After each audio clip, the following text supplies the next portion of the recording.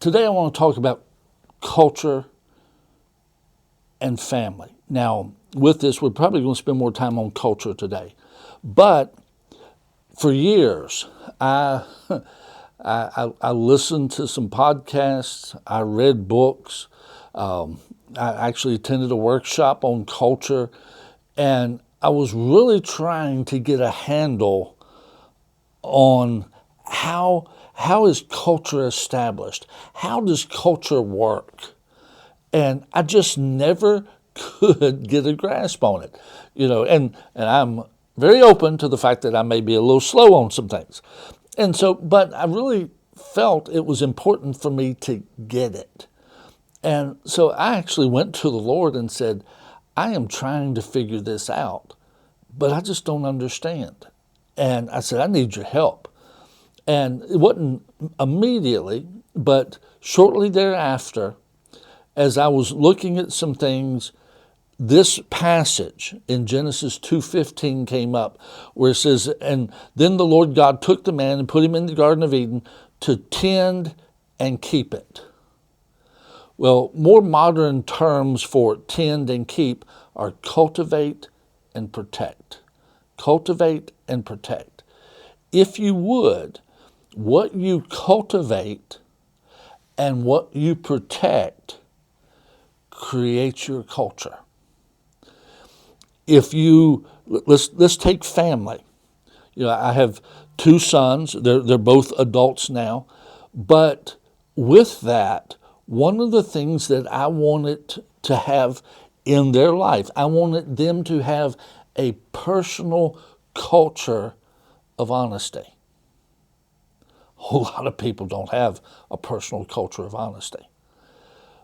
So with that, I cultivated honesty. I let them speak. There were times that, I always told them, you can tell me whatever you want to tell me, just be nice to me while you tell me. Just be polite while you tell me. You can disagree with me, but I wanted to create a culture of honesty in them. And if you would, from that standpoint, I also wanted to create a culture in them of dealing with things that are true. A whole lot of people live in a fantasy world. But you see, you have to cultivate that. So at that point, there were things that I would do. I would reward them for being honest with me and dealing with truth, even if it was something I didn't like. Now, we would have the discussion, but at that point, I wasn't trying to create a culture where I was just boss. And unfortunately, that's where a lot of parents are. Well, you got to do what I say because I'm the boss. There is a point for that. I'm not saying that doesn't need to come in sometime. But that's not the culture we're trying to create. If we're trying to create children who grow up to be responsible, capable adults that make a positive difference on society, we have to cultivate truth and honesty. And at that point, also on the flip side, keep it. Keep it. Or cultivate and protect. I protected that culture of truth and honesty. That there were situations where sometimes I had to explain to people that, no, I let them talk to me and tell me how they feel. We will end up in the right place. But I had to protect that because, let's just be honest, a lot of people don't want to deal with truth. A lot of people don't want to deal even with honesty. That's a hard thing. When you're dealing with truth and honesty, you're usually going against the grain.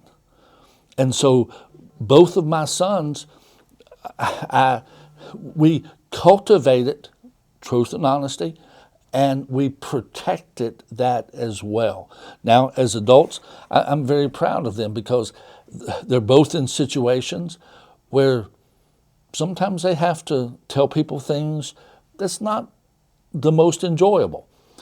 But they're able to do it, first off, but then they're also able to do it in a way that considers the other person. And so both of those are very important there. We have to look at what the culture is that we're creating. What are we cultivating? What are we protecting? Watch that in your life over the next couple of days.